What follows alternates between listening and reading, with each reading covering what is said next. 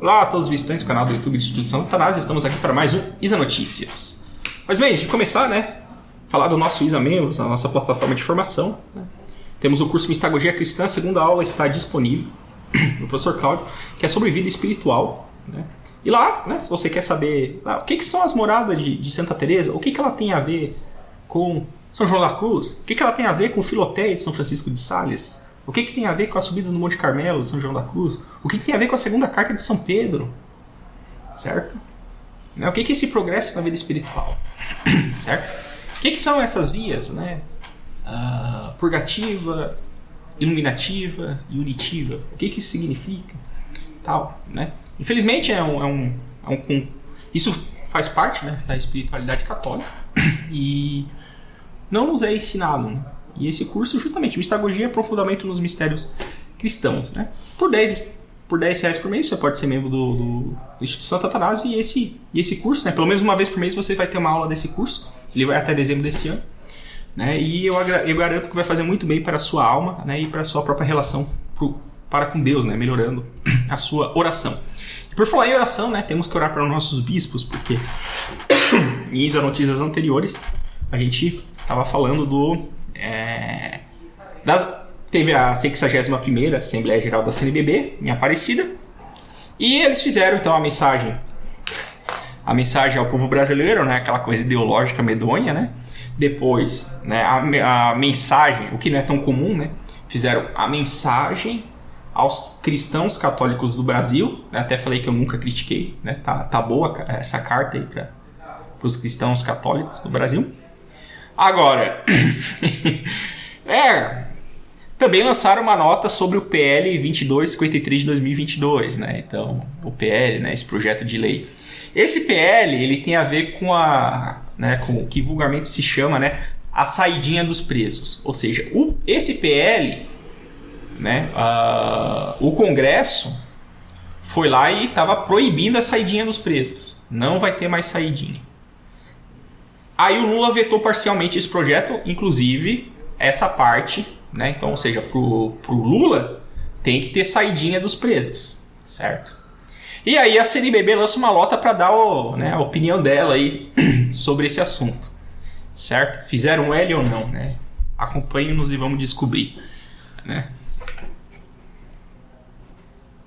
Aí, qual que é a citação, Em primeiro lugar, o reino de Deus e a sua justiça.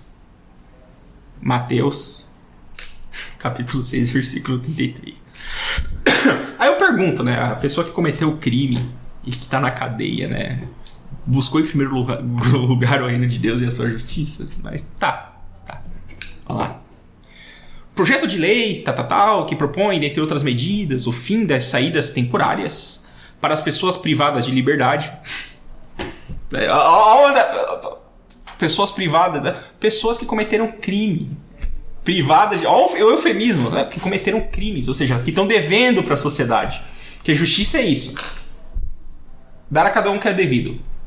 Eu fui injusto, ou seja, eu fui injusto, prejudiquei alguém, eu estou devendo para essa pessoa que eu prejudiquei, eu estou devendo. É assim que funciona a justiça, ou seja, essas pessoas que estão presas, elas estão devendo para a sociedade.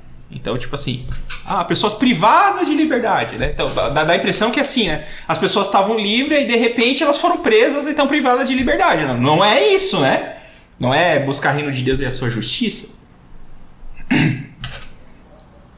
Vamos lá. Então, após o veto parcial da presidência da República, retornou para ser avaliado no Congresso. Ou seja, o Congresso ele pode derrubar o veto do presidente. E aí agora tá toda essa questão, Pressão para que... A população quer que derrube. E tem gente querendo... tudo bem, a gente pode não derrubar, mas você tem que me ajudar a não derrubar, A doutrina social da Igreja reconhece a legitimidade do Estado para infligir as penas proporcionais à gravidade dos delitos, que faz parte da justiça. Ou seja, o cara cometeu delito, crime. Ele tem que ser punido. Ir para penitenciária. Penitenciária, ou seja, pena. Nós católicos temos que fazer penitência. Para quê? Para expurgar nossos pecados. A culpa dos nossos pecados. penitência. Se nós não expurgarmos nessa vida, vamos e formos salvos no purgatório. Ou seja, nós vamos purgar. Certo? Ou seja, tudo... Ao lado dessa dimensão,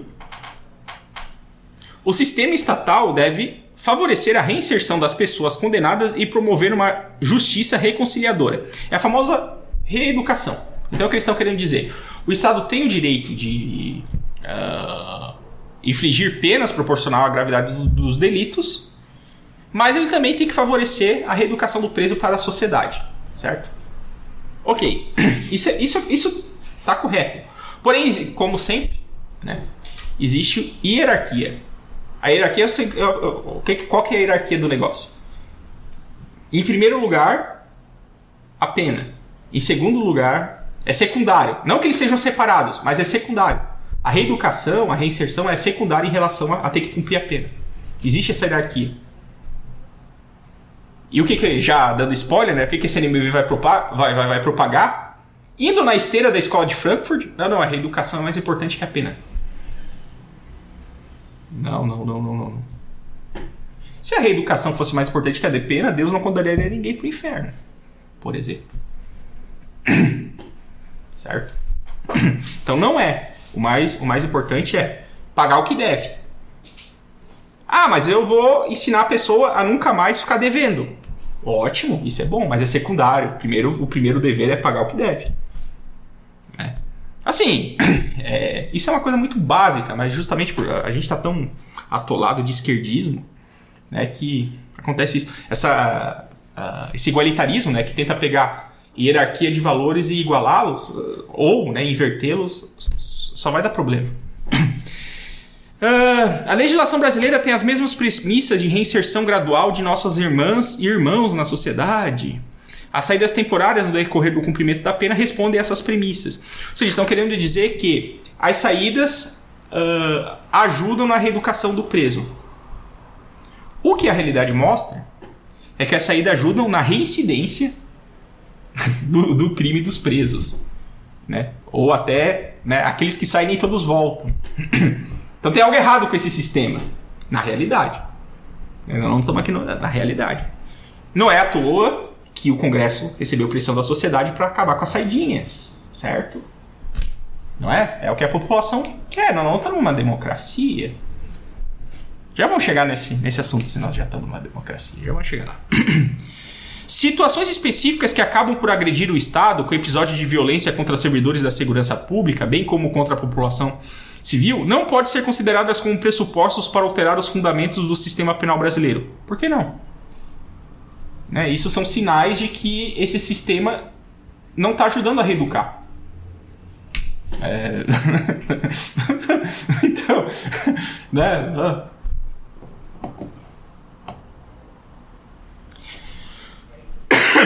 Mas assim, existe uma...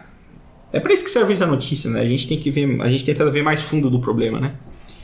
O que subjaz por baixo dos panos de toda essa argumentação da CNBB? Embora ele cite a doutrina social da igreja.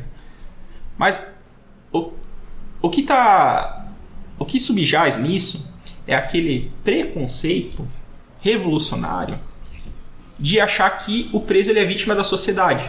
Então, no fundo, na verdade, é a sociedade que está devendo para o preso e não o preso para a sociedade. Então, a sociedade não tem direito, né, de negar para ele a saidinha.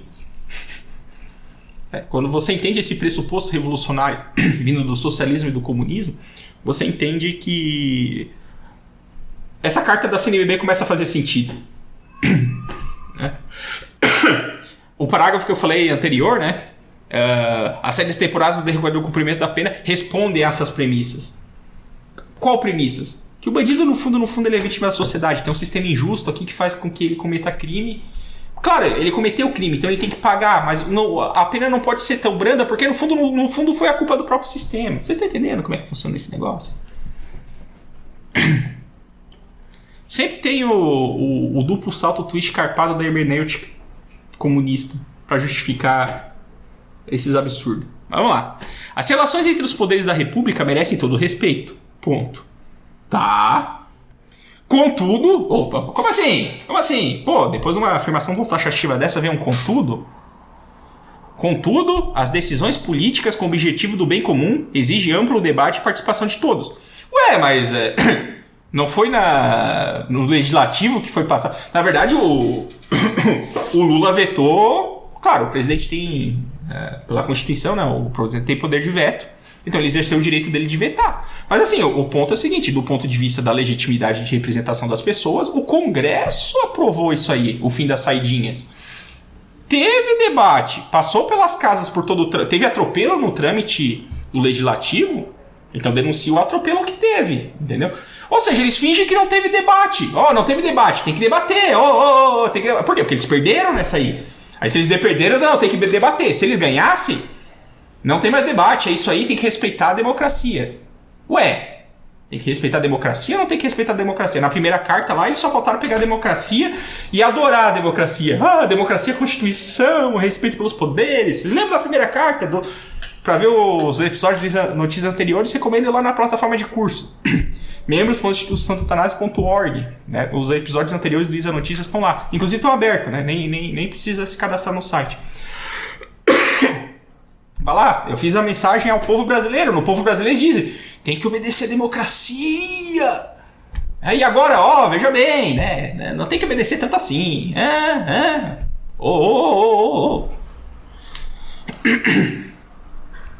A Conferência Nacional dos Bispos do Brasil, CNBB, manifesta ao Congresso Nacional, em consonância com a sua tradição explicitada na doutrina social da Igreja, vimos aí como está explicitado, e com os objetivos do sistema penal brasileiro, que o veto parcial submetido aos parlamentares para avaliação seja mantido.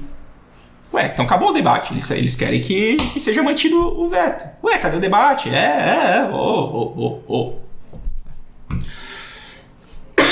Assim, recordando as palavras do Papa Francisco, nunca sufoque a pequena chama de esperança. Reavivar essa pequena chama é dever de todos. Cabe a todos, a sociedade, alimentá-lo, fazer de forma que a penalidade não comprometa o direito à esperança, que sejam garantidas perspectivas de reconciliação e de reintegração. Enquanto os erros do passado são remediados, não se pode cancelar a esperança do futuro. Olha aqui, enquanto os erros do passado são remediados, o que é o remédio da pena do passado? Ele cumprir a pena. Certo? Assim, vamos lá. O que é a justiça? A justiça não anula a misericórdia, ela aperfeiçoa a misericórdia e vice-versa. Tem até um artigo recente lá no blog do Instituto Santo Atanásio que fala sobre isso. Olha só, o que acontece? Cometi um crime, estou pagando pelos crimes. Veja, o termo que a gente usa até é esse, estou pagando pelos meus crimes, certo? Ou quando o cara sai da cadeia, paguei pelos meus crimes. Ou seja, não estou devendo mais nada. Ok. Beleza, enquanto o cara está pagando pelos seus crimes, ele se arrependeu do crime que ele cometeu. Se o arrependimento é sincero, esse é o ponto que parece que as pessoas, quando vão usar a espiritualidade para falar de justiça, esquecem. O cara se arrependeu. Quando o cara se arrepende do crime que ele cometeu, o que está atuando ali? A misericórdia. Ele viu uma miséria em si e se arrepende dessa miséria e faz o propósito de não cometer mais um ato miserável. Então, de certa maneira, a misericórdia de Deus está se manifestando nessa pessoa que se arrependeu do crime que ela cometeu. O que essa pessoa faz? Ela vai lá e procura o padre, por exemplo, e em relação a Deus, porque todo crime que eu cometo contra o próximo, eu cometi contra Deus também. Mas ele falou com o padre, ou seja, o cara, tô falando uma pessoa presa na cadeia, chamou o padre foi lá, o cara confessou o pecado dele, o crime que ele cometeu, o padre absolveu ele. O que aconteceu? Em relação a Deus, o pecado dele foi perdoado. Beleza? Beleza. E em relação às penas temporais? Vão servir para ele expiar o pecado que ele cometeu. Então não é assim, eu me arrependi, agora eu não vou cumprir a pena. Não. É justamente por ele ter se arrependido que ele vai ser humilde e ele vai aceitar a pena. É por isso que existe purgatório. Pô, morri em estado de graça, mas eu ainda tenho dívidas para pagar de males que eu cometi aqui na Terra. Não eram males graves, a ponto de me levar ao inferno, mas eram males. Então o que Deus vai dizer? Você vai purgar isso que faltou purgar na Terra no purgatório. Deus age assim. E aí ele diz, vai ficar lá até pagar o último centavo. Purguei, ou seja, me purifiquei, aí eu vou pro céu. É assim que funciona a justiça divina e é assim que a justiça humana tem que emular. Então essa esperança tem que ter, esperança em Jesus Cristo. Por quê? Embora ele esteja preso corporalmente, que ele seja livre na sua alma. E o que é ser livre na alma? Não cometer mais pecado, e o que significa não cometer mais crime. Isso é a verdadeira reeducação para a sociedade. A pena serve para a pessoa refletir sobre o mal que ela fez e para que ajude ela a não cometer mais esses erros. Aí você chega e me pergunta, Augusto, e o que a saidinha tem a ver com isso? Eis o ponto. Eis o ponto. O pressuposto da saidinha é revolucionário. É a inversão, a reeducação é mais importante que a pena. Não é. Primeiro, não é.